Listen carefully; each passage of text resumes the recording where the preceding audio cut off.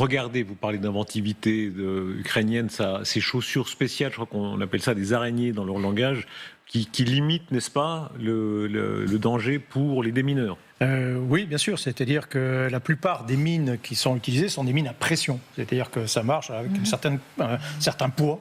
Voilà, c'est les mines anti-char, par exemple. Il faut à peu près, souvent, il faut faire 100 kilos, quoi. Donc, c'est pour éviter que si un oiseau se pose, ça fasse exploser. Et pour les mines antipersonnelles, c'est évidemment beaucoup moins. Et donc là, vous répartissez la pression, vous répartissez le poids, tout simplement. Construit en imprimante 3D, hein, c'est simplement fait à l'imprimante 3D. Alors j'avoue que c'est la première fois que je vois ce genre de chaussures et c'est effectivement très ingénieux.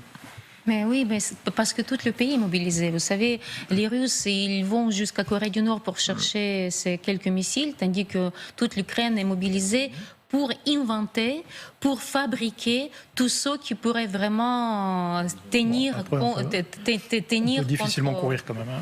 Regardez, difficilement, mais avec beaucoup de courage. Et ça mérite quand même notre respect, notre admiration aussi. Et c'est important un instrument pour les démineurs, oui, effectivement. Écoutez cette autre technique-là, et on voit à quel point la technique de nuit pour repérer les mines sert cette avancée des Ukrainiens.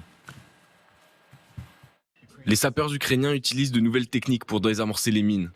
Quand la nuit commence à tomber et que l'air se raréfie, ils envoient des drones à vision thermique. Les mines chauffées par le soleil pendant la journée deviennent alors visibles à l'écran. Les mines ainsi détectées sont alors détruites à l'aide de munitions spéciales. C'est grâce à cette incroyable ingéniosité que les Ukrainiens résolvent le problème des territoires surminés. Wow, ça c'est extraordinaire. Hein. Là,